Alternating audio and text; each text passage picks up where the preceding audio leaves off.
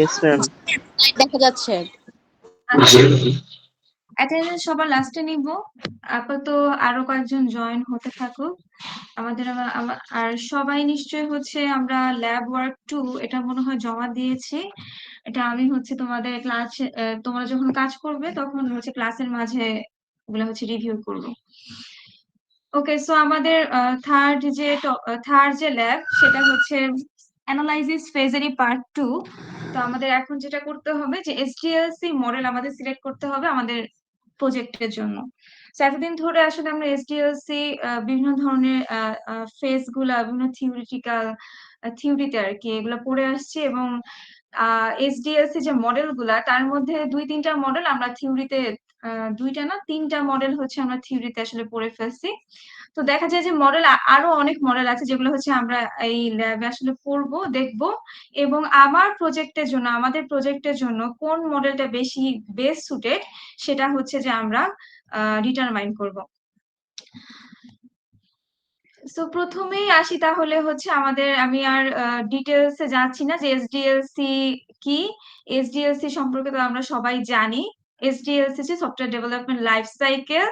এর কিছু মডেল সম্পর্কে আমরা অলরেডি পড়েছি, যেগুলো পড়েছি সেগুলো ছিল হচ্ছে ওয়াটারফল মডেল, দেন অ্যাজাইল মডেল, আর ছিল আরইউপি মডেল। এই 3টা মডেল মনে হয় আমরা পড়েছি। আরইউপি মডেল এক ধরনের অ্যাজাইল মডেলই আমি বলতে পারি। একটা হচ্ছে নির্দিষ্ট কর্পোরেশনের জন্য, যেটা হচ্ছে আমরা দেখলাম যেটা অবজেক্ট ওরিয়েন্টেড মেথড ব্যবহার করে। সো আলাদাভাবে আরইউপি মডেল আসলে বলতে গেলে তেমন ওইটা আলাদাভাবে জেনেরিক ভাবে ওয়েতে ধরা হয় না, অ্যাজাইল মডেলের অন্তর্ভুক্ত আর কি। সো এখন বেসিক যে মডেলগুলো আছে আরো সেই মডেলগুলো আমরা সম্পর্কে জানবো, আর কিছু কিছু যে ওয়াটারফল মডেল আর অ্যাজাইল মডেল সম্পর্কে হয়তো আমরা থিওরিতে পড়েছি, আবার হচ্ছে এটা রিভিউ করব। সো প্রথমেই হচ্ছে আমরা দেখতে পারতেছি যে ওয়াটারফল মডেল ইটারেটিভ এসডিএলসি মডেলের আমি তোমাদের সাথে ল্যাব ম্যানুয়ালটা শেয়ার করে দিব। তো waterfall model, iterative model, spiral model, আর হচ্ছে ভি মডেল। তো এই 4টা মডেল সম্পর্কে আমরা দেখব যে সামনে কি কি আছে। আরো কিছু মডেল আছে, অ্যাজাইল মডেল, প্রোটোটাইপ মডেল, এগুলো সম্পর্কে আমরা আজকে পড়বো। আচ্ছা, তো প্রথমেই হচ্ছে আমরা যেটা আমাদের নোন যে মডেলটা ওয়াটারফল মডেল, এইটা সম্পর্কে আমরা অলরেডি যেহেতু জানি, কেউ একজন আমাকে একটু বলো যে ওয়াটারফল মডেলের প্রিন্সিপাল কি মেইন।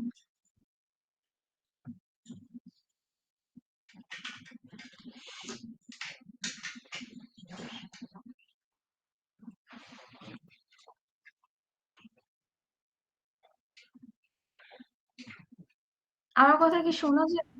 ম্যাম এখানে ব্যাক ট্র্যাকিং হয় না, একবার কিছু ইনপুট করার পর এটা চেঞ্জও করা যায় না। আচ্ছা, তার মানে হচ্ছে আমরা একটা ফেজ থেকে এসডিএলসি যে ফেজ গুলা সেই ফেজ থেকে একটা ফেজে যাব, কিন্তু আমি যখন এক ফেজ থেকে আরেক ফেজে যাব আমার পূর্ববর্তী যে ফেজটা ছিল সেটাতে আমি ব্যাক করতে পারবো না। এটা হচ্ছে আমার ওয়াটারফল মডেলের মেইন হচ্ছে প্রিন্সিপাল আমরা বলতে পারি। Thank you. আচ্ছা, তাহলে হচ্ছে এই ফেজ গুলা কি হয়, একটার সাথে আরেকটা কি ওভারল্যাপ হওয়া পসিবল? যে আমরা যে গ্যান চার্ট যে আঁকতেছিলাম, অনেকে আমরা যে গ্যান চার্ট আঁকলাম, কখনো প্ল্যানিং ধরো এতটুখানি আমাদের সময় লাগলো, তারপরে ধরো অ্যানালাইসিস এর জন্য তোমরা এইটুকু সময় অথবা বরাদ্দ করলা, তারপরে ধরো ডিজাইন তোমরা অ্যানালাইসিস এর সাথে কিছুটা ওভারল্যাপ দিলা। এইটা কি ওয়াটারফল মডেলে পসিবল কি পসিবল না এই ওভারল্যাপটা?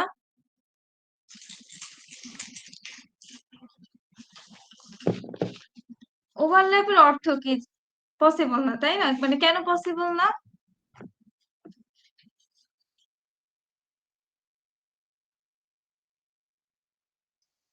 হ্যাঁ, আমরা তো জানি যে একটা ফেজের কাজ শেষ হয়ে গেলে আরেকটা ফেজে যখন শেষ হয়ে যাব, তো আগের ফেজ আমি ব্যাকট্র্যাক করতে পারবো না। কিন্তু ওভারল্যাপের অর্থ হচ্ছে প্যারালালি দুইটা কাজ চলতেছে। মনে করো এটা ফোর্থ উইকে যেরকম অ্যানালাইসিসের স্টেজেরও কাজ চলে, সেম ভাবে সেই সময় আমি ডিজাইনের কাজও শুরু করলাম। তাহলে মোট কথা হচ্ছে যে একসাথে দুইটা কাজ এখানে চলবে না। এখানে অ্যানালাইসিস শেষ হলেই এরপর আমি ডিজাইন ফেজে যেতে পারবো। তো এই জন্য আমরা বলতে পারি যে ওয়াটারফল মডেলের কিছু ডিসঅ্যাডভান্টেজ আছে, আবার কিছু অ্যাডভান্টেজও আছে। তো এগুলো আমরা একটু আবার রিক্যাপ করব। তো তো এটা তাহলে যেহেতু আমরা এক ফেজ থেকে আরেক ফেজে যেতে পারবো না, তাহলে হচ্ছে আমরা যেটা করতে হবে যে আমাদের রিকোয়ারমেন্টস গুলো very well known and clear and fix থাকতে হবে। এটার অর্থ কি যে যদি আমাদের রিকোয়ারমেন্ট গুলো well known clear and fix না থাকে, তাহলে কিন্তু আমাদের মেইন যে প্রজেক্টটা সেই প্রজেক্টটা কিন্তু আসলে আলটিমেটলি আমরা তৈরি করতে পারবো না। কারণ এক সময়ে যে দেখা যাবে যে তোমার যে রিকোয়ারমেন্টস গুলা ছিল, তুমি যেগুলো হচ্ছে অলরেডি ফিক্স করে আসছো, সেটা তোমার মেইন যে অবজেক্টিভ বা মেইন যে অ্যাপ সেটার সাথে হচ্ছে অ্যালাইন করতেছে না। এবং তুমি যেটা জানো যে ওয়াটারফল মডেলে আমরা সেটা চাইলেও চেঞ্জ করতে পারবো না। তো দ্যাটস ওয়াই হচ্ছে যে আমাদের প্রথমেই রিকোয়ারমেন্টস গুলো very well known clear and fix থাকতে হবে, যেটার জন্য আমরা অলরেডি এটা নিয়ে আলোচনা করলাম যে আমাদের আসলে ওই সময় কি করা হয়, এক্সপিরিয়েন্স যে ডেভেলপার তাদেরকে আসলে হায়ার করা হয়।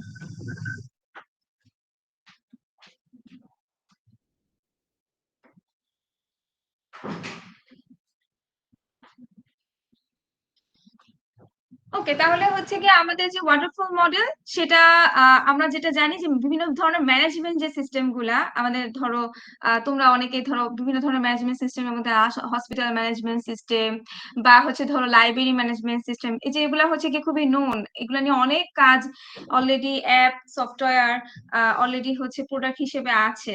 সেসব ক্ষেত্রে ওয়াটারফল মডেল আসলে ব্যবহার করা খুবই অ্যাডভান্টেজ।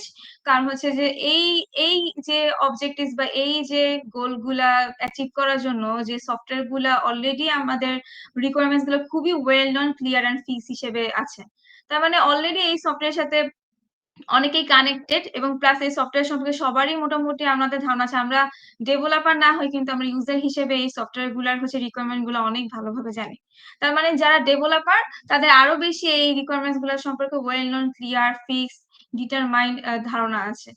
তো তখন কি করব যে আমরা ওয়াটারফল মডেলে আসলে যাব। সো ওয়াটারফল মডেলে আসলে কি দেখা যায় যে টাইম আর যে কস্ট, এই যে দুইটা ফ্যাক্টর, এই দুইটাই হচ্ছে কম লাগে। কেন কম লাগে যে একটা জিনিস যদি খেয়াল করি আমরা এখানে, যেহেতু আমরা একটা একটা জায়গা থেকে আরেকটা ফেজে ব্যাকট্র্যাক করতে পারি না, সো যদি ব্যাকট্র্যাক করতে পারতাম তাহলে আবার টাইম বেশি লাগতো। আবার হচ্ছে যে ব্যাকট্র্যাক করার অর্থই হচ্ছে যে ওই ফেজের জন্য আবার আমার কিছু কস্ট খরচ যাবে, তো কস্ট বেশি লাগতো। যেটার কারণে ওয়াটারফল মডেল এই টাইম আর কস্টে যদি কনস্ট্রেইন থাকে, তাহলে অবশ্যই ওয়াটারফল মডেল ভালোই অ্যাডভান্টেজ। তাহলে ওয়াটারফল মডেল আমরা তখনই ব্যবহার করব যখন আমরা আসলে আমাদের রিকোয়ারমেন্ট সম্পর্কেও ভালো জানি, ওয়েল নন ক্লিয়ার ফিক্স ধারণা আছে, প্লাস হচ্ছে গিয়ে টাইম আর কস্টে যখন কনস্ট্রেন্ট আছে, এবং টাইম এবং কস্ট প্লাস এগুলো সেভিংস হয় খুবই ভালো, তখন আমরা ওয়াটারফল মডেলে আসলে সুইচ করি। এটা হচ্ছে কি আমরা মোটামুটি সবাই এইগুলা সম্পর্কে আসলে জানি। আচ্ছা, পরবর্তীতে যাই আমরা।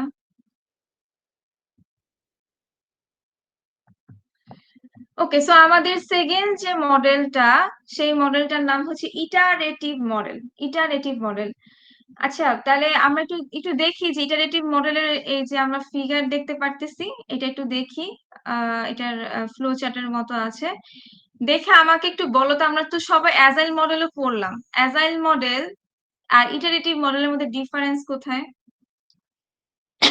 অ্যাজাইলও তো একটা ইটারেটিভ মডেল, আমরা একদম থিওরিটিক্যালে পড়েছিলাম যে অ্যাজাইলও একটা ইটারেটিভ ইনক্রিমেন্টাল মডেল।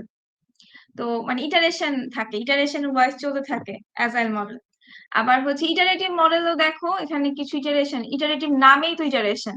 তাহলে দুটোর মধ্যে ডিফারেন্সটা কোথায় একটু সবাই দেখো তো, বুঝো কিনা কেউ?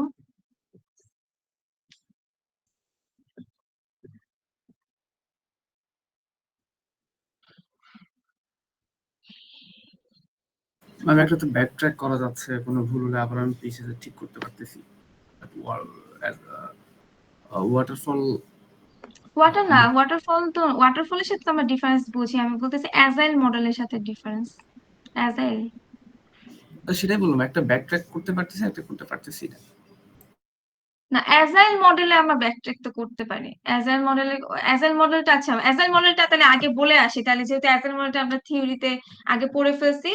সো অ্যাজাইল মডেলটা কি রকম জিনিসটা আসলে, অ্যাজাইল মডেলটা হচ্ছে যে একটা ইটারেটিভ ইনক্রিমেন্টাল মডেল। আমি আবার হচ্ছে তোমাদের সাথে এটা শেয়ার করি। দেখো তাহলে প্ল্যানিং দেন হচ্ছে অ্যানালাইসিস, আমরা এগুলা জানি। তারপরে হচ্ছে ডিজাইন, ইমপ্লিমেন্টেশন, টেস্টিং, আর ধরো মেইনটেনেন্স। এগুলা হচ্ছে সাইকেল, যেমন ইটারেটিভ ওয়েতে চলতেই থাকবে। তাহলে আমরা অ্যাজাইলকে আসলে হচ্ছে ইটারেটিভ ইনক্রিমেন্টাল মডেল বলতেছিলাম, যে ইটারেশনের মাধ্যমে সে বারবার চলতে থাকবে এবং একটা ফেজ থেকে একটা ফেজে ব্যাকট্র্যাক করা যাবে। এই জন্য কিন্তু আমি কোনো ধরনের অ্যারো দেই নাই। তো প্ল্যানিং থেকে যদি আমি অ্যানালাইসিস ফেজে আসি, তাহলে আমি অ্যানালাইসিস ফেজে আসার পরে যদি আমার অ্যানালিস্টের মনে হয় যে প্ল্যানিং এর দিক থেকে প্ল্যানারদের কিছু চেঞ্জ আনা দরকার, তাহলে চাইলে সেখান থেকে ব্যাকট্র্যাক করা যায়। আবার সেম ভাবে অ্যানালাইসিস থেকে ডিজাইনে যাওয়ার পর ডিজাইনারদের যদি মনে হয় যে এখানে যেই আমাদের রিকোয়ারমেন্ট গুলো দেওয়া আছে, যে ডিজাইন করবে, দেখা যাচ্ছে যে অনেক কিছু কনফ্লিক্ট হয়, তখন সে কি করবে, অ্যানালিস্টের সাথে কমিউনিকেট করে আবার অ্যানালাইসিস ফেজে চেঞ্জ আনতে পারে। তো এই মানে সুযোগ সুবিধাগুলো অ্যাজাইল মডেলে যেগুলো আছে, আমরা দেখতেছিলাম যে ওয়াটারফল মডেলে করা যাচ্ছিল না, সেগুলো অ্যাজাইল মডেলের আসলে অ্যাডভান্টেজ ছিল যে এগুলো করা যাবে। তার মানে ওই অ্যাজাইল মডেল কি করে, টাস্ক গুলোকে কতগুলো স্মলার ইটারেশনে ভাগ করে নেয় এবং সেটা প্ল্যানিং এর মাধ্যমে বারবার ইটারেশনের মাধ্যমে সে হচ্ছে কি প্রোডাক্টটা তৈরি করে। এবং প্রতিবার দেখা যাবে যে যখন ধরো একটা প্রোডাক্ট মোটামুটি একটা ফার্স্ট, আমি ধরে নিলাম যে ফার্স্ট ইটারেশন শেষে একটা প্রোডাক্ট তৈরি হলো, এ হচ্ছে একটা প্রোডাক্ট তৈরি হলো।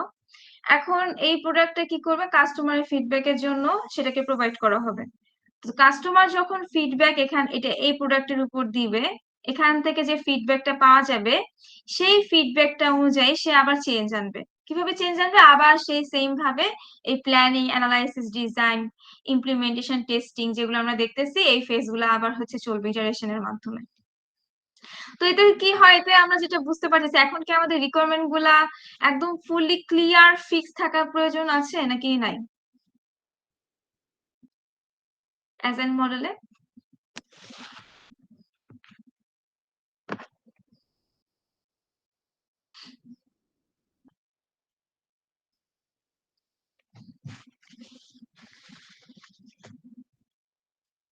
বাকিদের কি অবস্থা? বাকিরা কথা বলে না কেন?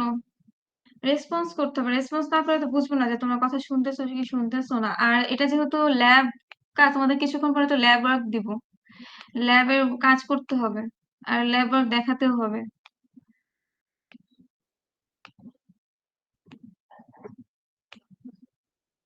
অ্যাজাইল মডেলে হচ্ছে গিয়ে আমাদের তাহলে কি রিকোয়ারমেন্ট গুলা ক্লিয়ার আর ফিক্স না থাকলেও চলে? আমার কথা কি ক্লিয়ারলি শোনা যাচ্ছে? Clear ma'am. আচ্ছা আচ্ছা, অনলাইন ক্লাসে এটাই সমস্যা যে আসলে তোমরা শুনতে পারতেছো কিনা তোমাদের এন্ড থেকে, সেটা যদি তোমরা রেসপন্স না করো, যেমন আমরাও বুঝবো না, আবার আমরা যদি চুপ করে থাকি তাহলে তোমরা বুঝবে না যে ক্লাস হচ্ছে কিনা। সো ওইটা একটু মেনটেন করতে হবে, নাহলে বুঝাই যায় না যে তোমরা, এমনও তো হতে পারে যে আমি নেটে আসলে নাই, মানে নেটে তোমাদের সাথে কথা বলতেছি কিন্তু তোমরা আসলে কিছুই শুনতেছো না।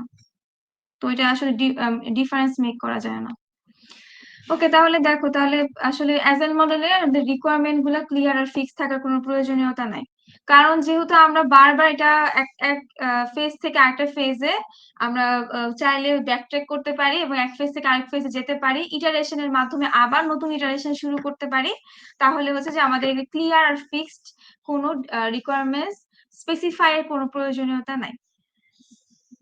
তাহলে যখন আমাদের একটা নতুন সিস্টেম তৈরি করি আমরা, ধরো নতুন নতুন যে প্রজেক্ট গুলো আসে এখন, এগুলা কিন্তু আসলে আমরা আগে এক্সিস্টিং কোনো মডেল বা এক্সিস্টিং কোনো হয়তো বা যদি প্রজেক্ট না থাকে, তাহলে সেগুলো কিন্তু রিকোয়ারমেন্ট শুরুতেই আসলে আমরা জানি না।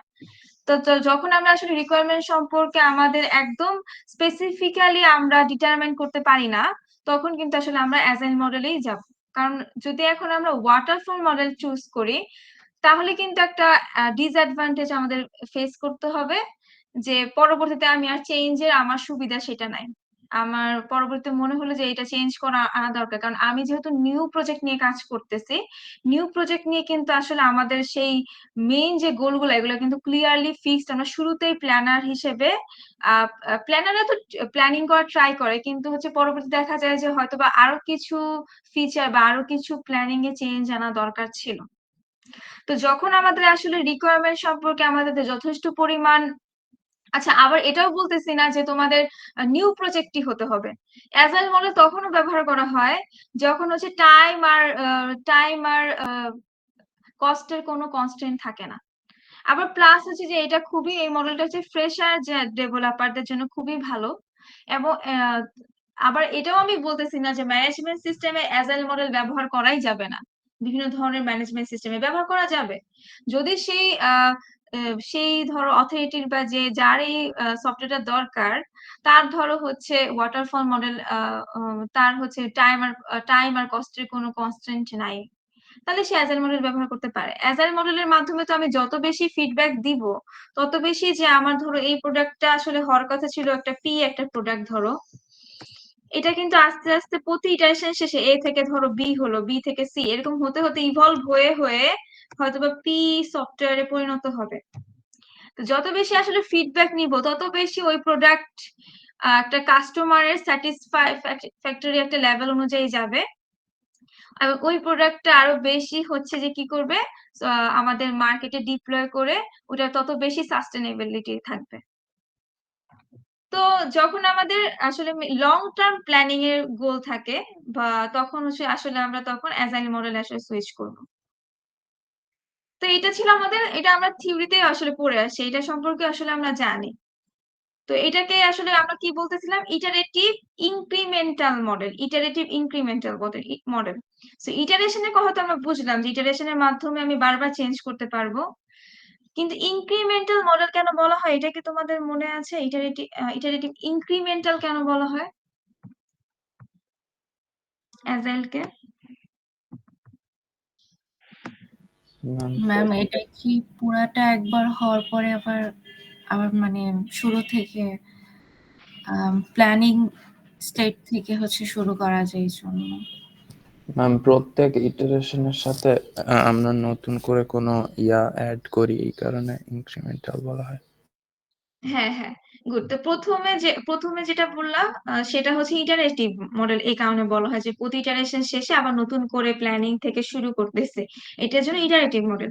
আর সেকেন্ডে যেটা বলতেছো যে প্রতি ইটারেশনে আমরা নতুন করে একটা করে ফিচার চেঞ্জ করতেছি, হয়তোবা নতুন করে ফিচার চেঞ্জ মানে অ্যাড না, হয়তোবা আগের কোনো ফিচার চেঞ্জ করতেছি, মানে আমরা ইটারেশন আবার করার অর্থই তো হচ্ছে যে কিছু চেঞ্জ আনা বা কিছু ফিডব্যাক আসে, সেই ফিডব্যাক অনুযায়ী চেঞ্জ করতে হবে।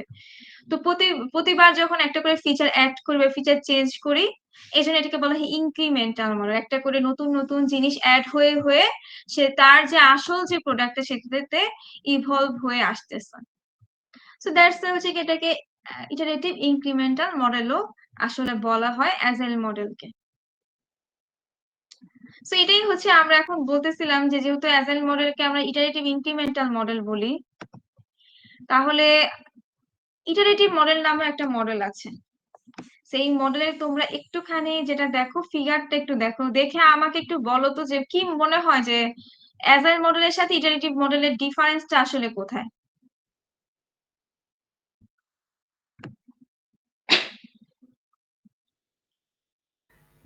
ম্যাম বিল্ড 1, বিল্ড 2, বিল্ড 3 এগুলোকে অপশনস হিসেবে রাখতেছে, মানে ব্যাকআপ কিছু?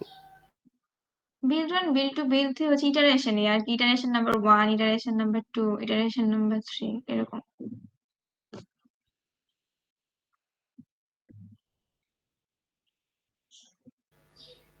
তাহলে ম্যাম এটা কি ইনক্রিমেন্টাল না, জাস্ট ইটারেশন হইতেছে?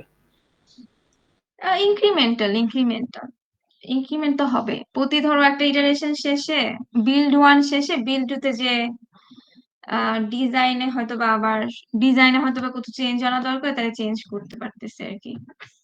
ইমপ্লিমেন্টেশন থেকে ডিজাইনার ব্যাক করা যায় না এটা? ইমপ্লিমেন্টেশন থেকে ডিজাইনে ব্যাক করা যায় না। মানে এখানে তুমি ব্যাক করতে পারতেছো না, বাট তুমি ইমপ্লিমেন্টেশন শেষ করার পর মনে হলো যে কিছু চেঞ্জ করা দরকার, তাহলে তুমি বিল্ড 3 থেকে আবার শুরু করতে পারো আর কি, এরকম টাইপের বিষয়টা। একটা জিনিস দেখো, একটা জিনিস কিন্তু কনস্ট্যান্ট হিসেবে আছে, এই যে এই রিকোয়ারমেন্টটা না, এইটা কিন্তু একবারই, এরপর থেকে যতবার বিল্ড শুরু হচ্ছে বা ইটারেশন, এর জন্য বিল্ড নাম, কারণ কি অনলি ডিজাইন থেকে তুমি চেঞ্জ করতে পারো। হ্যাঁ, তো এই পোর্শন থেকে আসলে ইটারেশন আমি বলতে পারি, ইটারেটিভ ওয়েতে হচ্ছে কাজগুলো হচ্ছে। তাহলে আচ্ছা আমরা বলি যে এইখানে দেখো রিকোয়ারমেন্ট গুলাকে আমি আবার চেঞ্জ করতে পারবো না। অ্যাজাইল মডেলে যেটা আমরা চেষ্টা করতেছিলাম যে প্ল্যানিং থেকে আমি আবার শুরু করতে পারি, এখানে প্ল্যানিং আর অ্যানালাইসিস আমি আবার করতে পারবো না। এই রিকোয়ারমেন্টের মধ্যে প্ল্যানিং আর অ্যানালাইসিস আসলে চলে আসে। হ্যাঁ, তো এখানেও কি করতে হবে, যেহেতু প্ল্যানিং অ্যানালাইসিস শুরু করতে পারতেছি না, তার মানে এখানেও আমার রিকোয়ারমেন্ট গুলো একদম ওয়েল ফিক্স নোন থাকা দরকার, ওয়াটারফল মডেলের মতো। মানে ওয়াটারফল মডেলের সাথে এই মডেলের একটাই হচ্ছে মিল, সেটা হচ্ছে যে ওয়াটারফল মডেলেও যেরকম ক্লিয়ারলি ফিক্সড গোল থাকা দরকার, রিকোয়ারমেন্ট স্পেসিফাই করার প্রয়োজন, সেম ভাবে ইটারেটিভ মডেলেও রিকোয়ারমেন্ট গুলা ক্লিয়ারলি থাকতে হবে বা ফিক্স থাকতে হবে। তাহলে মানে এখানে তাহলে আলাদাভাবে ওয়াটারফল মডেল থেকে কি এখানে প্রোভাইড করা হলো অ্যাজাইল মডেলের সাথে মিল রেখে, সেটা হচ্ছে চিন্তা করা হলো যদি ডিজাইন এবং টেস্টিং এগুলা টেস্ট করার পরে এরপরে ধরো মনে হলো যে না, একটা ইমপ্লিমেন্টেশন এনে কোনো চেঞ্জ আনা দরকার, বা ইমপ্লিমেন্টেশন করার সময় ধরো কথা বললাম ডিজাইনে কোথাও চেঞ্জ আনা দরকার, তাহলে সে কি করবে, আবার নতুন বিল্ড থেকে শুরু করবে। বিল্ড থেকে শুরু করে এই যে ডিজাইনে আবার চেঞ্জ করবে, করার পর আবার সেটার উপর টেস্ট করে ডেভেলপমেন্ট করলো, তারপর সেটাকে টেস্ট করলো, টেস্ট করে তারপর আবার ইমপ্লিমেন্টেশন শুরু করলো। একই কথা, মানে আবার টেস্টিং করতে পারে, সমস্যা তো নাই। তো হচ্ছে যে আবার মনে করো এরকম মনে হলো যে ডিজাইনে আবার কিছু চেঞ্জ আনা দরকার, তাহলে আবার বিল্ড 3 থেকে শুরু হবে, নতুন বিল্ড। মানে এখানে যে 3টা বিল্ড হয় তা না, এখানে 3টা বিল্ডের এক্সাম দেওয়া আছে, কিন্তু অসংখ্য বিল্ড পরিমাণ এন সংখ্যক বিল্ড বার বাজে তুমি ইটারেটিভ ওয়েতে কাজ করতে পারো, যতক্ষণ না মনে হবে যে তোমার ফাইনাল প্রোডাক্ট তৈরি হয়ে গেছে। তাহলে এখানেও সেম ভাবে আবার তুমি আরেকটা বিল্ড শেষ করে হয়তোবা আমি ধরে নিলাম যে এখানে আমার প্রোডাক্টটা আসলে মোটামুটি তৈরি হয়ে গেছে, তাহলে এখানে যে শেষ হয়ে যাবে আর কি। তাহলে আমরা একটু পড়ি যে জিনিসটা কি, যে iterative process starts with a simple implementation of a subset of the software requirement, iteratively enhance the evolving version until the full system is implemented. আমি আগে রিকোয়ারমেন্ট গুলা হচ্ছে গিয়ে আমি ক্লিয়ারলি আমি ভাবে ফিক্স করে নিব, করার পরে আমি প্রতিনিয়ত যে রিকোয়ারমেন্ট গুলা সে অনুযায়ী ডিজাইন করব, সেটাকে ইমপ্লিমেন্ট করার ট্রাই করব, ততক্ষণ পর্যন্ত ইটারেটিভ ওয়েতে চলবো, যতক্ষণ না আমার মেইন প্রোডাক্টটা তৈরি হয়ে গেছে, যেটা আমি কিছুক্ষণ আগেই বললাম। প্রতিটা রেশনে ডিজাইন মডিফিকেশন আর মেড, তার মানে আমরা দেখতেছি যে নতুন প্রতিবার হচ্ছে কি আমি ডিজাইন মডিফিকেশন করতে পারতেছি, সেই ডিজাইনে যে আমি নিউ ফাংশনাল কোনো ক্যাপাবিলিটি যদি দরকার হয় সেটাও হচ্ছে আমি অ্যাড করতে পারতেছি। এবং এটাকে দেখো, এটাকে যেহেতু রিপিটেড সাইকেল অনুযায়ী চলে, ইটারেটিভ মডেল বলা হয়, সেম ভাবে যেহেতু আমরা কিছু ফাংশনাল ক্যাপাবিলিটি অ্যাডও করতে পারতেছি, এই জন্য এটাকে ইনক্রিমেন্টালও বলা হয়ে থাকে। সো এটার মধ্যে অ্যাজাইল আর এই ইটারেটিভ মডেলের মধ্যে একটা ডিফারেন্স কোথায়? ডিফারেন্স এই জায়গায় যে অ্যাজাইলে ফিক্স ক্লিয়ার রিকোয়ারমেন্টের প্রয়োজন হয় না, আর ইটারেটিভে অবশ্যই ফিক্স এবং ক্লিয়ার রিকোয়ারমেন্ট স্পেসিফিকেশনের প্রয়োজন হয়, এবং সেটা দরকার। সো আমরা এখন দেখি যখন আমরা কখন আসলে ইটারেটিভ মডেল ইউজ করব, যখন আমাদের রিকোয়ারমেন্ট গুলা ডিফাইন করা থাকবে ক্লিয়ারলি, এবং যখন আমাদের সফটওয়্যার অ্যাপ্লিকেশনটা অনেক লার্জ পরিমাণে হবে। লার্জ সফটওয়্যার অ্যাপ্লিকেশন হলে তো আসলে ইটারেটিভ মডেল ব্যবহার করতে পারি, যেমন কিছুক্ষণ আগে আমরা পড়ে আসছি ওয়াটারফল মডেল। ওয়াটারফল মডেল কিন্তু লার্জ সফটওয়্যার অ্যাপ্লিকেশনের ক্ষেত্রে আসলে তেমন ভাবে ব্যবহার করা যায় না, কারণ লার্জ সফটওয়্যার অ্যাপ্লিকেশন যখন আসবে, লার্জ স্কেলের যখন কথা আসবে, তখন কিন্তু অনেকবার চেঞ্জও করতে হবে ফিউচারে। এবং প্লাস তখনই আমি মডেল ব্যবহার করবো যদি আমার রিকোয়ারমেন্টও পরবর্তীতে ফিউচারে কোনো চেঞ্জ আনা দরকার হয়, তখন আমি এই মডেলটা ব্যবহার করব। তার মানে আমাদের ইটারেটিভ মডেলের সাথে ওয়াটারফল মডেলের যে মিলটা এই জায়গায়, আর অ্যাজাইল মডেলের সাথে আমরা কিছু এখানে মিল পাচ্ছি, যেটা হচ্ছে যে এই ডিজাইন থেকে ইমপ্লিমেন্টেশন পর্যন্ত আমি বারবার ইটারেশনের মাধ্যমে নতুন ফাংশনালিটিও অ্যাড করতে পারি, এবং হচ্ছে বারবার ইটারেশন চলবে যতক্ষণ না আমার নতুন আমাদের মেইন যে প্রোডাক্টটা যতক্ষণ না তৈরি হয়। তো তোমাদের প্রজেক্টের জন্য যেটা ভালো হবে সেটা তুমি হচ্ছে অবশ্যই নিবা হিসেবে। তো এটার জন্য আমরা আলাদাভাবে শিখবো যে কিভাবে আসলে আমাদের প্রজেক্টের জন্য কোন মডেল ভালো হবে, এটা কিভাবে আইডেন্টিফাই করতে হয়, এটা হচ্ছে আমরা শিখবো পরবর্তীতে।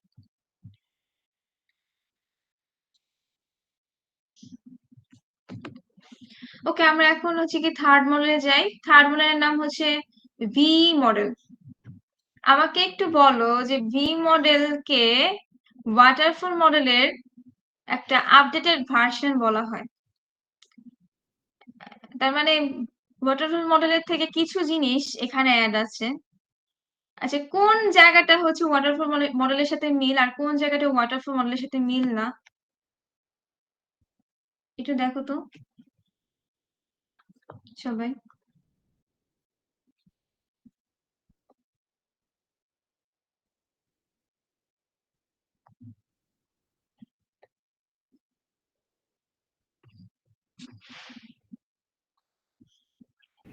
মানে তার মানে এই যে তুমি এখানে যদি খেয়াল করো, এই লেফট সাইডের যে ভি, এটা তো একটা ভি শেপের, এর জন্য কিন্তু এটার নাম ভি মডেল, ভি শেপের যেহেতু।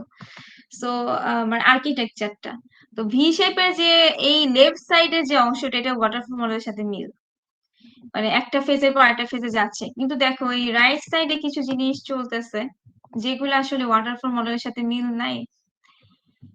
ওকে, তাহলে আমি একটু বলি যে এটাকে কি মডেল, এটাকে ভি মডেল বলা হয় এটা শেপের কারণে, প্লাস এটার কিছু পিছনে কিছু কনসেপ্টও আছে। এটাকে ভি মডেল এই কারণে বলা হয়, ভি মডেলের একটা এক পাশে এখানে হয় ভেরিফিকেশন, ভেরিফিকেশন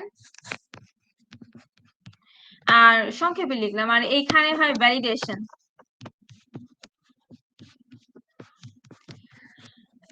এই জন্য এই দুটো ফেজকে জয়েন করে একসাথে বলা হয় এটাকে ভি মডেল।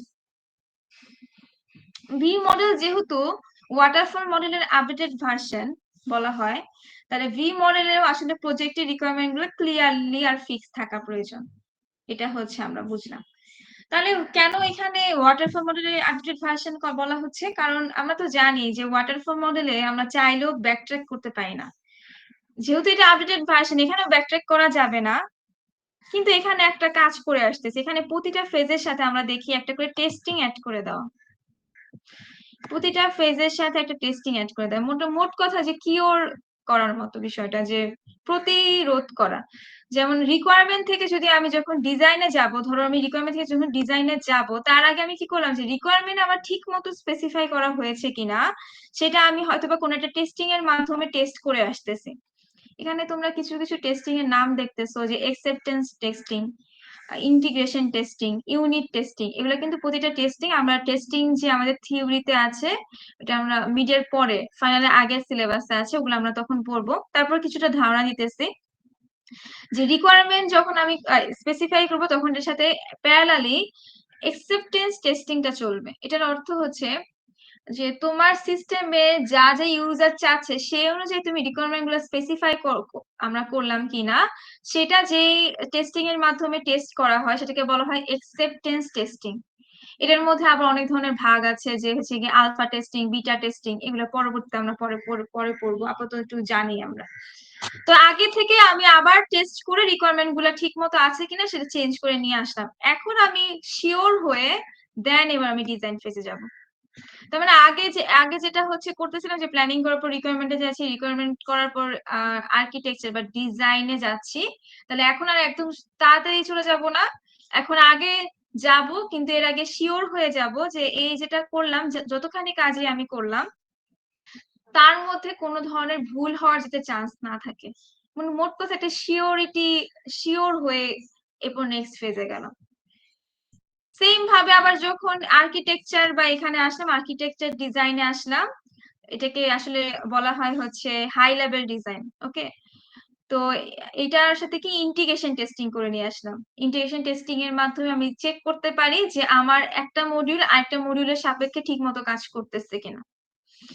তাহলে এটা আমরা আর কি এটার মাধ্যমে দেখতে পারি। তারপর সেম ভাবে আমি এর পরবর্তীতে হয়তো ডিটেল ডিজাইনের দিকে গেলাম, এটাকে বলা হয় লো লেভেল ডিজাইন।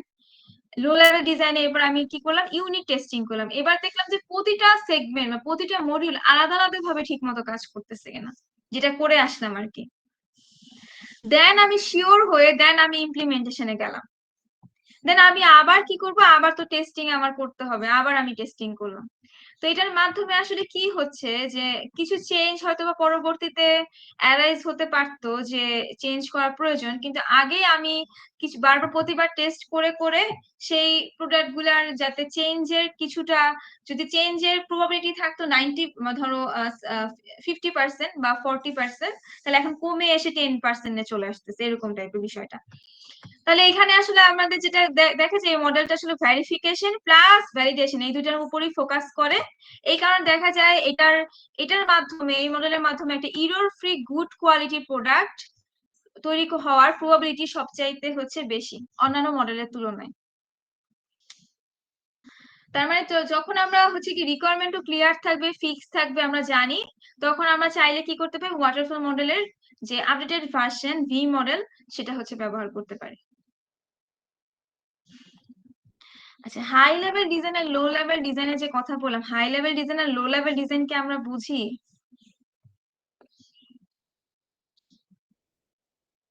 একটা এক্সাম্পল দিতে পারবা হাই লেভেল ডিজাইন কি আর লো লেভেল ডিজাইন কি?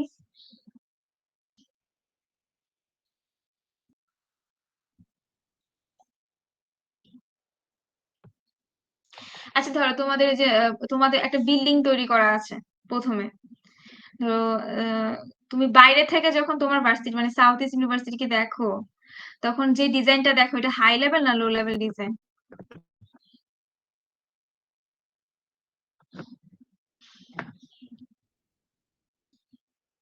তুমি তো এটা ইউনিভার্সিটি, তোমার একটা বিগ পিকচার দেখতেছো, এটা হচ্ছে কি ভিতরে কি আছে না আছে কোনো ডিটেলস কিন্তু তুমি জানো না, কিন্তু তুমি বাইরে থেকে দেখতেছো এখানে ধরো 9 তালা 10 তালা আর কি, 10 তলার একটা বিল্ডিং, বিল্ডিং এ কোথায় কি আছে একটা সামনে থেকে একটা ওভারভিউ দেখো। এই যে ওভারভিউটা আমরা দেখতেছি, এটাকে বলা হয় হাই লেভেল ডিজাইন।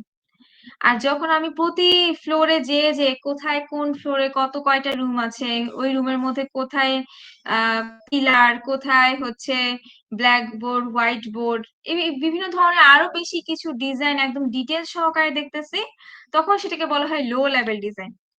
তার মানে আমি যখন ডিজাইন করব, প্রথমে আমি হাই লেভেল ডিজাইন দিয়ে শুরু করব, যে কি কি ফিচার গুলা থাকবে। ধরো ইউএমএস সিস্টেমে প্রথমে তোমার গ্রেডিং সিস্টেম দেখতে পারো, রেজিস্ট্রেশন আছে মডিউল তোমাদের, তারপর অ্যাটেন্ডেন্স মডিউল আছে, এই যে তোমরা দেখতেছো ওভারভিউ গুলো, এগুলো হচ্ছে হাই লেভেল ডিজাইন। কিন্তু প্রথমে তুমিও যখন প্রজেক্ট তৈরি করবে, তখন তোমার হাই লেভেল ডিজাইন প্রয়োজন। এরপর এখন ভিতরে আসে, এবার প্রতিটা গ্রেডিং সিস্টেমের ভিতরে যাই, যার পরে এবার গ্রেডিং সিস্টেমের ভিতরে গেলাম, অ্যাটেন্ডেন্স মডিউলে গেলাম, প্রতিটা মডিউলের ভিতরে এবার সাব মডিউল গুলা কিভাবে কোডিং করে একদম হচ্ছে জয়েন করা আছে, সেগুলোকে বলা হয় হচ্ছে লো লেভেল ডিজাইন। তার মানে ধরো একটা রেজিস্ট্রেশন করতে যাব, ধরো পেমেন্ট মেথড হচ্ছে কি একটা হাই লেভেল ডিজাইনের মতো আর কি। কিন্তু পেমেন্ট মেথডের ভিতরে ফার্স্টে আমাকে একটা হয়তো বা অ্যাকাউন্ট নাম্বার দিতে হবে, সে একটা অন্য পেজে আমাকে নিয়ে যাবে, যে হচ্ছে কি আমাকে চয়েস দিবে যে আমি কোন ধরনের পেমেন্ট করতে চাই, সেটা আমি চুজ করব, চুজ করার পর সে আবার ওই পেজে নিয়ে যাবে। তার মানে এই যে আবার পেমেন্টের ভিতরে হচ্ছে যে কিছু ড্যাশবোর্ড বা হচ্ছে কি পোর্টালের কথা বলতেছি, পেজের কথা, এগুলোকে বলা হয় লো লেভেল ডিজাইন।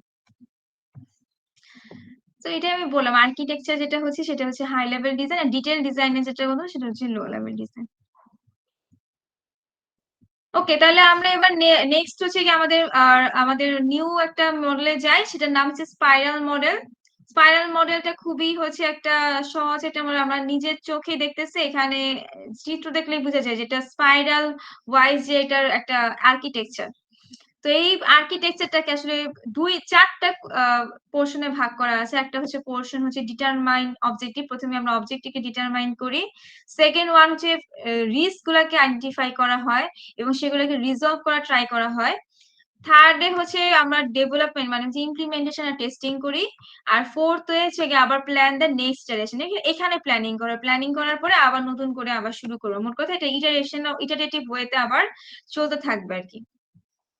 সো আচ্ছা, এতগুলা যে মডেল পড়লাম, তার মধ্যে বলতো এই মডেলের ডিফারেন্স কোথায়, কোন একটা জিনিস আছে যেগুলা অন্য মডেলের মধ্যে নাই?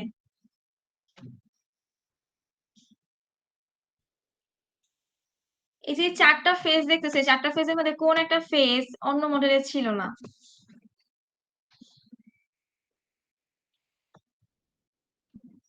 ম্যাম 2 নাম্বারটা।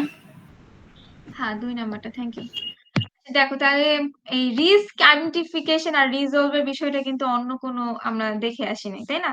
তার মানে আমাদের এই যে স্পাইরাল মডেলের মেইন মোটিভ হচ্ছে রিস্ক আইডেন্টিফাই করা। যেখানেই আমরা দেখব যে risk analysis is the main factor ওই প্রজেক্টের জন্য, তখনই আমরা একদম চোখ বন্ধ করে স্পাইরাল মডেলে যাব। কারণ স্পাইরাল মডেলের জন্য আলাদা একটা ফেজই আছে যে রিস্ক গুলাকে আইডেন্টিফাই করে সেটাকে রিজলভ করা। তাহলে কখন আসলে আমরা স্পাইরাল মডেল ব্যবহার করব? যখন আমাদের ওই প্রজেক্টের রিস্ক আর cost evaluation is most important, তখন হচ্ছে আমরা স্পাইরাল মডেল আসলে ব্যবহার করব বা ইউজ করব। সো এইটা হচ্ছে কি একদম সহজ একটা মডেল, এটা নিয়ে আর কথা বললাম, সব সেমই, খালি হচ্ছে এই একটা ফেজের কিছুটা যে চেঞ্জ। এরপর লাস্ট যে মডেলটা সেটাকে বলা হচ্ছে প্রোটোটাইপিং মডেল। এই যে প্রোটোটাইপ মডেল, যেটা আমরা চেঞ্জ আসলে এটার কোনো চিত্র নাই। প্রোটোটাইপ মডেল সম্পর্কে তোমরা অবশ্যই জানো। প্রোটোটাইপ মডেল তো একটা, আমি একটা সিস্টেমে কি করবো, আগে প্রোটোটাইপ তৈরি করবো। আসলে ফাইনাল প্রোডাক্ট তৈরি করবো না, প্রোটোটাইপ জিনিসটা কি একটা রেপ্লিকা, একটা মেইন যে ভার্সন বা মেইন প্রোডাক্টের একটা রেপ্লিকা ভার্সন। ওকে, সো এই রেপ্লিকা যে ভার্সন তৈরি করি সেটাকে বলে প্রোটোটাইপ। তো এই প্রোটোটাইপ যখন আমি তৈরি করে করে মানুষের কাছ থেকে ফিডব্যাক নিব, তখন আবার একবার শেষে যে যখন আমার চেঞ্জ করে করে দেখবো যে না এটা ফাইনাল একটা প্রোডাক্ট হিসেবে আমি ধরতে পারি এই প্রোডাক্টটাকে, এখন সেটা আমি ফাইনাল প্রোডাক্ট ইমপ্লিমেন্ট করব। তার মানে প্রথমে আমি আমার মেইন ভার্সনের যে প্রোডাক্টটা সেটা তৈরি করব না, একটা হচ্ছে প্রোডাক্ট তৈরি করব, ফার্স্টে রেপ্লিকা তৈরি করব, তারপরে আমি সেটা হচ্ছে আমার কাস্টমারকে দিব। এবার কাস্টমার ফিডব্যাক দিবে, সেই অনুযায়ী আমি আমার চেঞ্জ করে করে এরপর আবার নতুন প্রোটোটাইপ এখানে চেঞ্জ করলাম, করে যখন কাস্টমারকে দেখাবো, কাস্টমার যখন ওকে বলবে তার সাইড থেকে, তখন হচ্ছে আমি আমার ফাইনাল প্রোডাক্টটা একবারে তৈরি করব, তৈরি করে সেটা হ্যান্ড ওভার করব। এটাকে বলা হয় প্রোটোটাইপিং মডেল। আচ্ছা, তাহলে আমি একটা এক্সাম্পল, ধরো আমি এটা জিজ্ঞেস করি যে মেট্রো রেল যে প্রজেক্টটা, যে কাজটা হলো, এখানে কি প্রোটোটাইপিং মডেল বেনিফিটেড হবে না বেনিফিটেড হবে না ইউজ করা?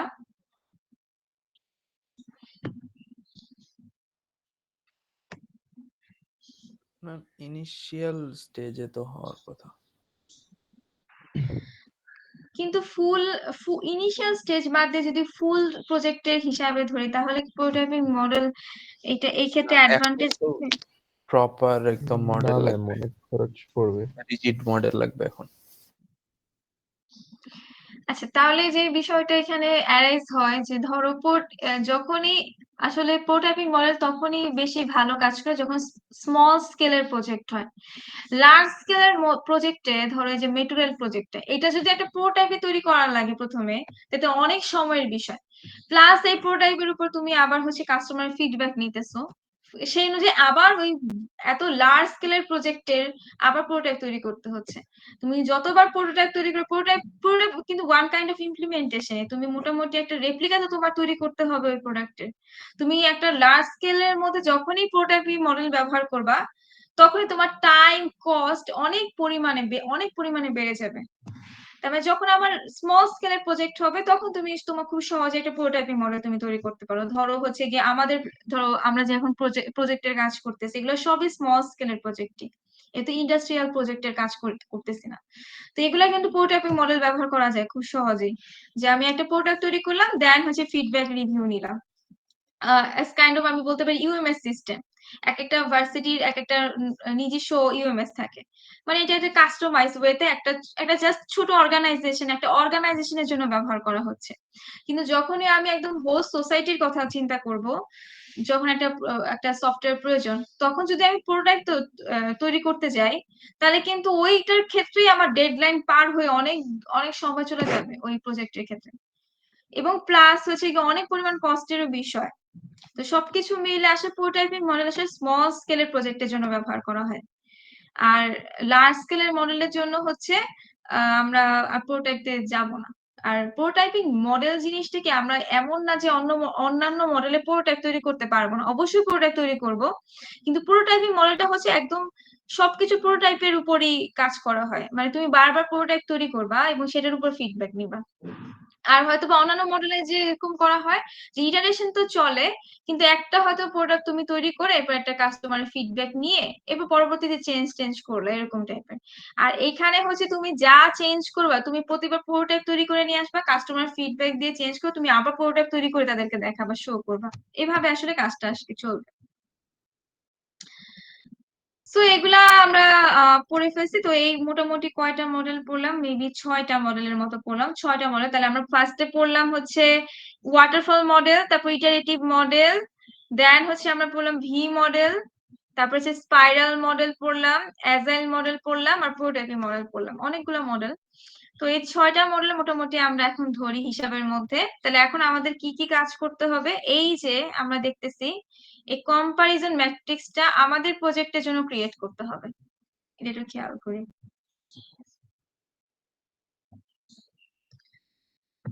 সো প্রথমে দেখি যে এখানে কিছু ক্রাইটেরিয়া আছে, ক্রাইটেরিয়া গুলা কি কি, যে প্রথম ক্রাইটেরিয়াতে আসে, এটা কিন্তু এটিএম ম্যানেজমেন্ট সিস্টেমের জন্য আর কি করা এই কম্পারিজন ম্যাট্রিক্সটা। তোমাদের কিন্তু প্রজেক্টে চেঞ্জ হবে। প্রথমে এখানে দেখো প্রায়োরিটি আছে একটা কলাম, আর এখানে একটা কলাম হচ্ছে ক্রাইটেরিয়া। তো ক্রাইটেরিয়া গুলো কি কি, ওয়েল নোন রিকোয়ারমেন্ট একটা ক্রাইটেরিয়া ধরলাম, তারপরে ধর technological knowledge, efficiency, risk analysis, user testing ability, security, time consuming, এই জিনিসগুলো ক্রাইটেরিয়া হিসেবে ধরলাম। তারপর এখন প্রায়োরিটাইজ কিভাবে করব, প্রায়োরিটি দিব আমার প্রজেক্টে কোনটা প্রায়োরিটি, কোনটা বেশি আমাদের দরকার, সে অনুযায়ী প্রায়োরিটাইজ দিব।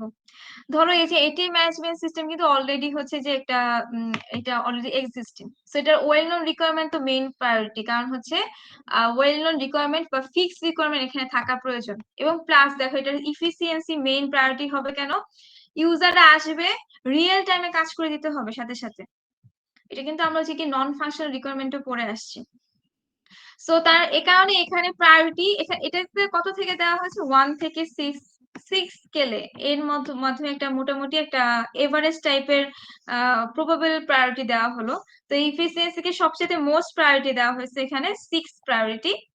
তারপরে আমরা যদি খেয়াল করি যে ওয়েল নোন রিকোয়ারমেন্ট, তারপর টেস্টিং অ্যাবিলিটি, অবশ্যই টেস্টিং অ্যাবিলিটি থাকার প্রয়োজন ইউজারে, এবং প্লাস সিকিউরিটি অবশ্যই মেনটেন করতে হবে এটিএম ম্যানেজমেন্ট সিস্টেমে।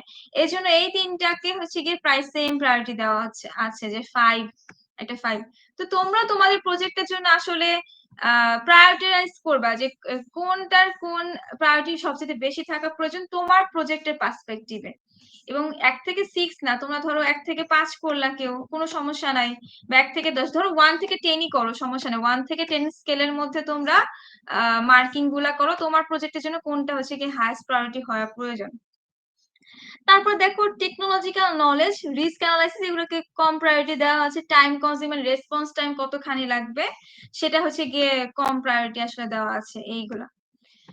তার মানে তোমাদের প্রজেক্ট অনুযায়ী এই কলামের কিছু জিনিস তোমরা চাইলে আবার অ্যাড করতে পারো, যে এই কলামে তোমরা চাইলে 2-1টা জিনিস ক্রাইটেরিয়া অ্যাড করতে পারো, কোনো সমস্যা নাই।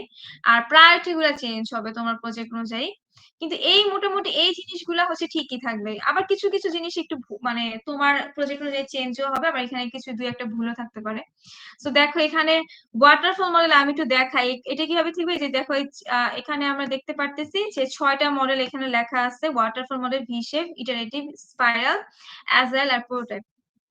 এটার অর্থটা আসলে কি, যে দেখো ক্রাইটেরিয়া হিসেবে এখানে দেওয়া আছে well known requirement. Well known requirement আমরা জানি, ফিক্সড রিকোয়ারমেন্ট কোথায় কোথায় থাকা প্রয়োজন, ওয়াটারফল মডেলে থাকতে হবে, ভি শেপে থাকতে হবে, এবং ফিক্সড রিকোয়ারমেন্ট কিন্তু ইটারেটিভও থাকতে হবে। তাহলে এখানে কিন্তু ইয়েস হবে, ইয়েস এই জায়গায়। এই জন্য বললাম 2-1টা ভুল আছে আসলে। ইয়েস, তার মানে এই জায়গায় যেসব জায়গায় তুমি দেখবা তোমার প্রজেক্টের বেসিসে না, তুমি দেখবা যে ক্রাইটেরিয়া বেসিসে কোথায় কোন ফাংশন গুলো দেওয়া আছে। ওয়েল নোন রিকোয়ারমেন্ট আসলে ওয়াটারফল মডেলে আছে, ভি শেপে আছে, ইটারেটিভে আছে, কিন্তু বাকিগুলোতে আসলে দরকার হয় না। তাহলে এই বাকিগুলোতে এই জন্য নো দেওয়া। সেম ভাবে যদি ওয়েল নোন রিকোয়ারমেন্ট থাকে, তাহলে এক্সপিরিয়েন্স ডেভেলপার কাদের কাদের জন্য দরকার, ওয়াটারফল মডেলের জন্য দরকার, ভি শেপের জন্য দরকার, বাকিগুলোর জন্য না থাকলেও চলবে, কারণ বাকিগুলোর তো রিকোয়ারমেন্ট আমি চাইলে পরবর্তীতে বিভিন্ন ধরনের কি ডেভেলপমেন্ট বা হচ্ছে গিয়ে টেস্টিং থেকে ইমপ্লিমেন্টেশনে চেঞ্জ করতে পারতেছি। তাহলে এই দুটাতে হচ্ছে কি এক্সপিরিয়েন্স ডেভেলপার বা টেকনোলজিক্যাল নলেজ খুবই মোস্ট ইম্পর্টেন্ট থাকা প্রয়োজন। আবার টাইম কনজিউমিং কি, যে দেখো টাইম কনজিউমিং আসলে হচ্ছে এখানে দেখো টাইম নামটা একটু ভিন্ন হয়ে গেছে, রেসপন্স টাইম হবে, ঠিক আছে। রেসপন্স টাইম দেখো ওয়াটারফল মডেল ইয়েস, মানে এখানে কম সময় আসলে লাগতেছে।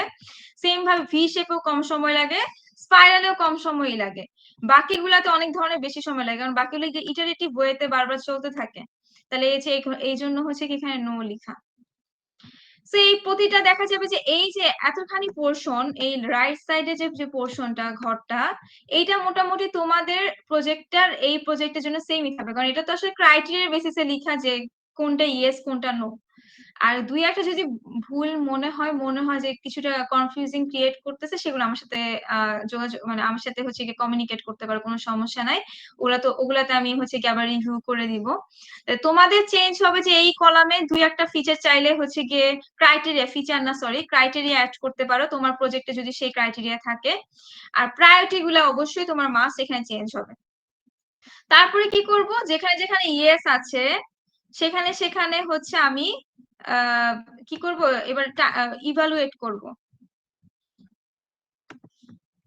দেখো ওয়াটারফল মডেলের ক্ষেত্রে এখানে ইয়েস, তার মানে এখানে প্রায়োরিটি 5, তাহলে 5 প্লাস, আবার দেখো ওয়াটারফল মডেল টেকনোলজিক্যাল নলেজের ক্ষেত্রে ইয়েস, তাহলে এখানে প্রায়োরিটি দেওয়া ছিল 3, তাহলে 5 + 3, দেন এখানে আবার ইয়েস, তার মানে এখানে প্রায়োরিটি ছিল 3, টাইম কনজিউমিং, তাহলে এই 3 টোটালে আসি 11, এই কারণে এখানে 11 লেখা।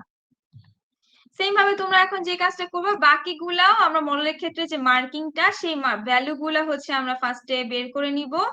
তার মধ্যে দেখবা যে সবচাইতে বেশি যে আসছে এইটার ক্ষেত্রে ভি শেপ মডেলের ক্ষেত্রে এখানে মার্কিং বেশি, ভ্যালু বেশি আসছে। তাহলে তখন আমাদের কি করতে হবে, যে আমরা তখন বুঝলাম যে এটিএফ ম্যানেজমেন্ট সিস্টেমের ক্ষেত্রে ভি শেপ যে মডেলটা, সেটা হচ্ছে সবচাইতে বেস্ট সুটেড। তো এখন দেখা যাবে যে তোমার যদি প্রায়োরিটিতে ভুল হয় তাহলে কিন্তু এই জায়গাতেও ভুল আসবে, ঠিক আছে? তো ফার্স্টে প্রায়োরিটিটা খুবই ভালোভাবে তোমাদের মেনটেন করতে হবে, মেনশন করতে হবে, ভালোভাবে ঠিক করতে হবে। তারপর হচ্ছে গিয়ে যেটা আসবে সেটা তো তুমি আগে বের করবা। তাহলে তো মোট কথা তোমাদের কাজ হবে যে এই জাস্ট এই কম্পারিজন ম্যাট্রিক্সটা জেনারেট করা, তারপরে একটা যেটা আসবে সেটা একটা প্যারাটার নাম দিবে হচ্ছে জাস্টিফিকেশন আমরা লিখবো এরপরে।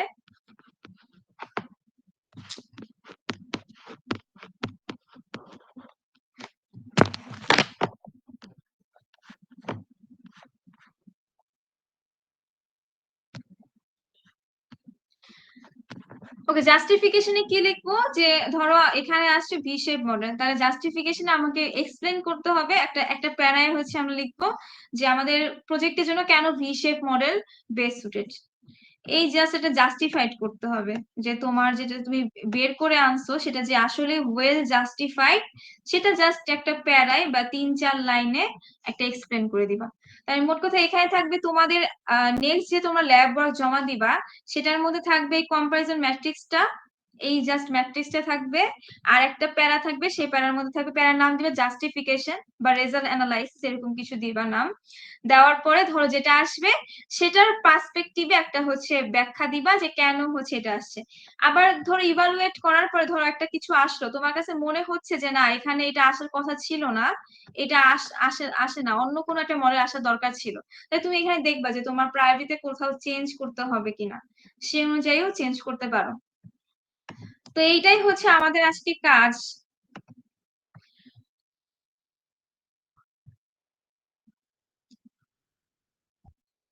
সবাই কি ল্যাপটপ নিয়ে বসছো? জি ম্যাম, বসছি তো। আচ্ছা তাহলে দাঁড়াও, তোমাদের সাথে এটা শেয়ার করি, যতখানি পারো আর কি, বেশি সময়ও বাকি নাই, যতখানি পারো ততখানি করতে থাকো, বাকি কাজের জন্য তো আলাদাভাবে সময় আমি দিবই। তো এইটা একটা কাজ করো, আপাতত এইটুকের ক্ষেত্রে তোমাদের আসলে দেখার দরকার নাই, এইটুকু আমি তোমাদের সাথে শেয়ার করে দিতেছি, এই যে ল্যাব নোটে শেয়ার করে এইটুকু সেমই রাখো সবার জন্য। আর এই ক্রাইটেরিয়াতে দেখো দুই একটা যদি অ্যাড করার প্রয়োজন হয় সেটা অ্যাড করো, আর প্রায়োরিটি কলামটা তোমাদেরকে চেঞ্জ করতে হবে তোমাদের প্রজেক্টের জন্য।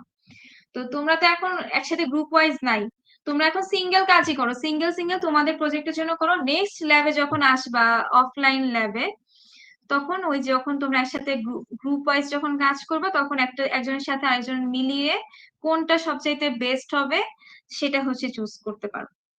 তো আপাতত আজকে ইন্ডিভিজুয়াল কাজ করো, আমি ল্যাব মেনুটা তোমাদের সাথে শেয়ার করে দিচ্ছি।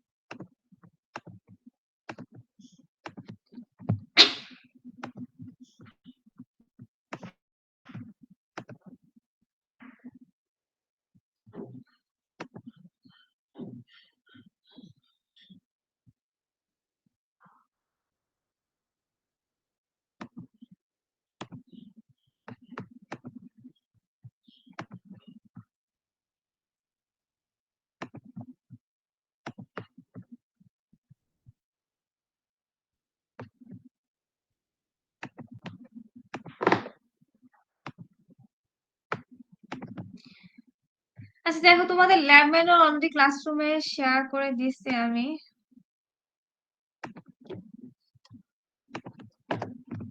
তোমাদের তো 10টার সময় ক্লাস থাকে, এটার সময় কতদিন দিব? আজকে পারবা শেষ করতে? Ma'am 1 week.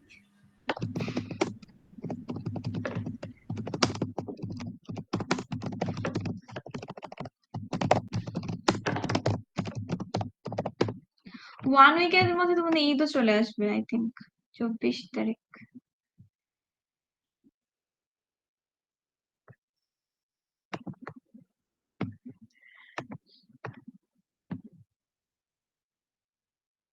আচ্ছা সময় দিয়ে দিচ্ছি বেশি করে, কিন্তু যতখানি পারো আজকে একটু করো, করে দেখো যে কোনো প্রবলেম ফেস করো কিনা, দেন পরবর্তীতে তুমি প্রবলেম ফেস করলে তার বলতে পারবে না। তো ঈদ হওয়ার প্রবাবিলিটি কবে? 31-30 তারিখে?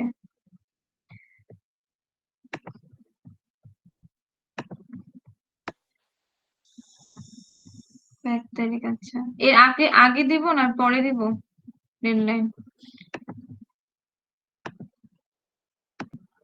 তোমরা কি কাজ করার ক্যাপাবিলিটিতে আছো? মানে যে স্টেটে এখন আছো, ওগুলা কি হচ্ছে ল্যাপটপ সাথে করে নিয়ে গেছো, কাজের কিছু নিয়ে গেছো, নাকি আর একটু সময় বেশি লাগবে? না ম্যাম, মোবাইলে ক্লাস করতেছি। মোবাইলে ক্লাস করতেছে, আচ্ছা ঠিক আছে, তাহলে নেক্সট মাসে তো দিতে হবে। ওকে, তাহলে এরপরের ক্লাস 5 তারিখ পর্যন্ত টাইম দিলাম, ঠিক আছে। নেক্সট ল্যাব তো মনে হয়, আচ্ছা নেক্সট ল্যাব তো আমাদের 13 তারিখে, অনেক দেরি। আচ্ছা 6 তারিখ পর্যন্ত দিলাম ধরো, 6 তারিখ পর্যন্ত মনে হয় বন্ধ। দিলাম ধরো 12 তারিখ পর্যন্ত দিলাম। ভালো করে কাজ কমপ্লিট করো, এটাই হচ্ছে চাই।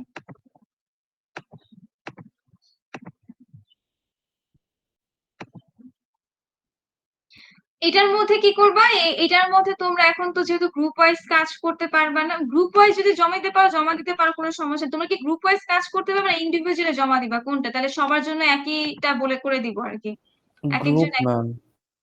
গ্রুপ ওয়াইজ জমা দিতে পারবে।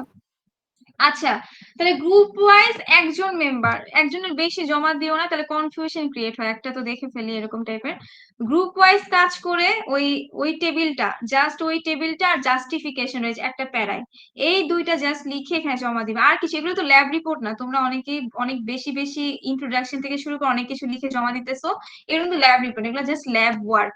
তুমি যখন কাজ শেষে দেখবা, তোমার ল্যাবের শেষের দিকে আসবে, তখন দেখবা ল্যাব ওয়ার্কে তোমার মোটামুটি সব ফেজ কমপ্লিট হয়ে গেছে, এবং সবগুলা মিলে তোমার একটা প্রজেক্ট রিপোর্ট হয়ে যাবে আর কি, এরকম টাইপের। আর ল্যাব রিপোর্ট হচ্ছে তোমাদের ঈদের ঈদের পরে, যে আমরা এরপর থেকে ক্লাস যে শুরু হবে, এরপর তো মনে হয় তোমাদের আবার চলে আসবে, মিড পরীক্ষা চলে আসবে। তো এই ফার্স্ট ক্লাসে আমি তোমাদের ওই ল্যাব একটা রিপোর্ট দিয়ে দিব, যেটা তোমরা মিড এর পর পর্যন্ত তোমরা টাইম পাবা, আবার যখন নেক্সট ল্যাব হবে তার পর্যন্ত আর কি, তখন একটা ল্যাব রিপোর্ট আর কি ওই সময় দিব। এখন আর দিলাম না কোনো ল্যাব রিপোর্ট। তোমাদের একটু কাজগুলা দেখে, আর তোমরা একটু কাজগুলা করতে থাকো।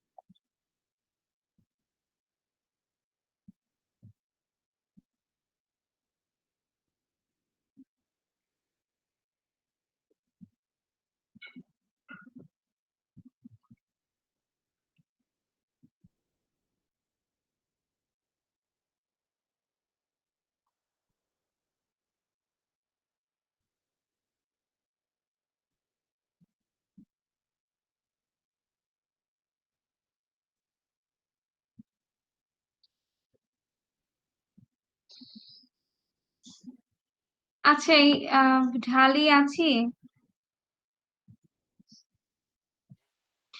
দেখো তুমি যেগুলা লিখছো না এগুলা এই নন ফাংশনাল কথা বলে, নন ফাংশনাল তোমার স্পেসিফাই করতে হবে তোমার প্রজেক্টের জন্য তুমি কোন জায়গায় হচ্ছে কোন ফিচারের মাধ্যমে তুমি এটা প্রোভাইড করতেছো।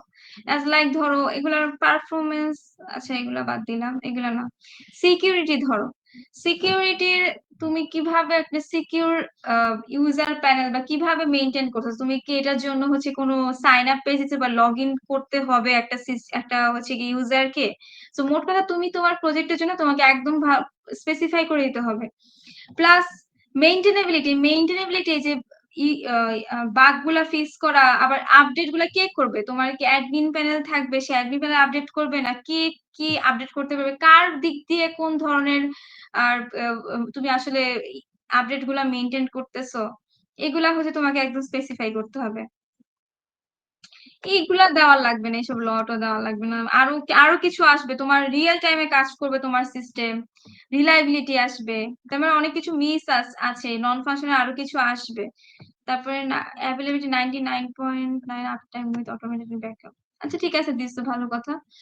আর এগুলা তো ইউজার ফিচার গুলা, এই যে এগুলা ফাংশনাল রিকোয়ারমেন্টস এ কিন্তু এখন আর এগুলো আসবে না। অথেন্টিকেশন অথরাইজেশন এখন চলে গেল কোথায়, এখন চলে গেল হচ্ছে নন ফাংশনালে। তাহলে এইটা আর এখন ফাংশনালে থাকবে না।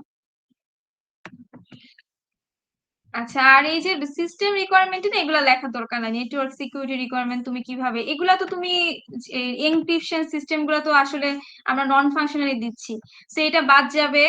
তারপর সফটওয়্যার রিকোয়ারমেন্টও হচ্ছে বাদ যাবে। মেইন যে ফোকাস করবে যে এই যে সার্ভার বা ডাটাবেস, যে সার্ভার গুলা থাকবে তুমি ওই অনুযায়ী কোন ডাটাবেজের উপর কাজ করবে। তোমার কিন্তু ডাটাবেজ উল্লেখ করার নাই যে কোন ডাটাবেস থাকবে, কি ডাটাবেজের উপর তুমি কি ধরনের কাজ করবা, স্পেসিফাই করে দিবা একটা প্যারায়। এত এত হচ্ছে গিয়ে লিখার দরকার নাই, একটা ছোট একটা প্যারায় লিখে দিবা আর কি। ওকে,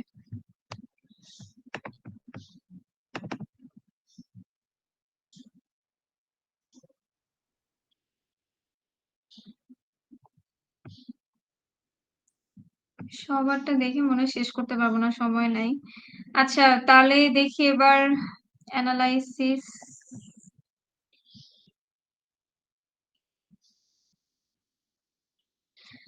অন্তরা, অন্তরাদের গ্রুপের নাম লিখা নাই, মেম্বার কারা কারা?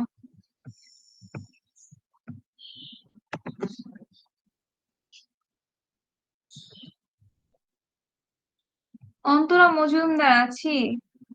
ম্যাম ওই ক্লাসে নাই ম্যাম, অনলাইন ওই যে নেটওয়ার্ক প্রবলেম সে বেড়ে গিয়েছিল। আচ্ছা তোমার কি গ্রুপমেট? জি ম্যাম। তো তোমার দেখো তো কাজ কিন্তু হচ্ছে এই যে অন্তরা জমা দিয়েছে কিন্তু তোমাদের কিন্তু নাম নাই।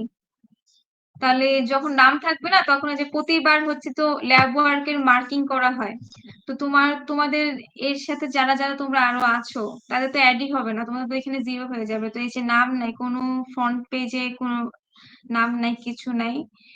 আবার হচ্ছে দেখো এগুলা কি, এগুলা তো মনে হয় কপি করে ফেলছো। এই যে বলছিলাম যে এটা ভুল আছে, যে the system will be able to system, এই লাইনই তো হয় না। ওই যে ল্যাব ম্যানুয়ালে এরকম লাইন লেখা ছিল, আমি বলছিলাম যেটা ভার্বে ভুল আছে ওটাই হচ্ছে গিয়ে কপি করে দিয়ে দিছো আর কি, মানে যেই করো না কেন কাজ।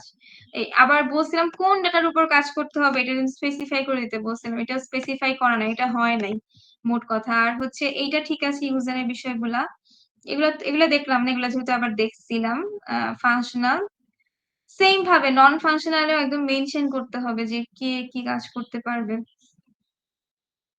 আচ্ছা এটা দিছো আর কি, ওকে ফাইন। নন ফাংশনাল মোটামুটি ঠিক আছে। আরো আরো দেখবা যে দুই একটা কি অ্যাড হবে কিনা, যদি অ্যাড না হয় তো ভালো, তাহলে এইটা চেঞ্জ করতে হবে, এই সিস্টেম রিকোয়ারমেন্টটা চেঞ্জ করতে হবে।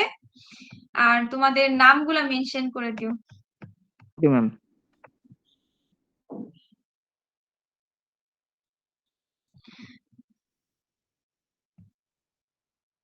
আচ্ছা দাঁড়াও, আমি তোমাদের আগে অ্যাটেন্ডেন্স নেই, সময় নেই আমাদের বেশি।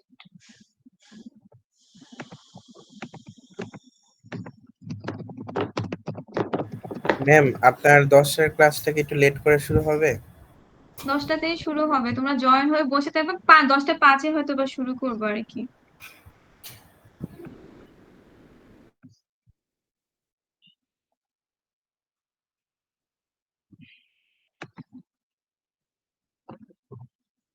আচ্ছা হিমেল,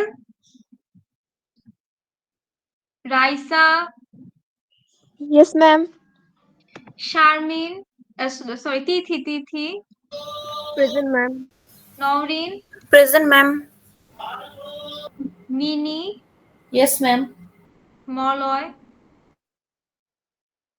ইয়েস ম্যাম, নাই। Present ma'am. আচ্ছা, Nazmun, Yes, ma'am. Saima, Yes, ma'am. মারুফ, Yes, ma'am. Asif, Yes, ma'am. Joynal, Yes, ma'am. Tanvir, Yes, ma'am.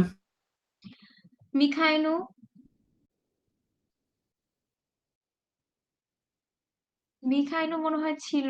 আচ্ছা, Farzana, Yes, ma'am. Zafar, Yes, ma'am. Zidan, Present, ma'am. Abdullah, Present, ma'am. Farman, present ma'am. Saikat, yes ma'am. Antara. সে ক্লাসে ছিল ম্যাম, নেটওয়ার্ক প্রবলেম কারণে বেরিয়ে গেছিল ma'am. আচ্ছা, ঠিক আছে। তারপর হচ্ছে Jhuma,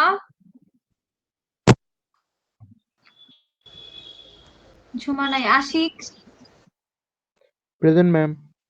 Imrul, Present, ma'am. Meghla, present ma'am. Muntaha, Yes, ma'am. Susmita, Present, ma'am. Dhali, Amman, Present, ma'am. Sajjad. Yes, ma'am. নাই শুধু কে তাহলে? শুধু হিমেল নাই। হিমেল, তাহসিন ইসলাম হিমেল, আর হচ্ছে ঝুমা। জান্নাতারা ঝুমা আছে তো মনে হয়। আছে। জি।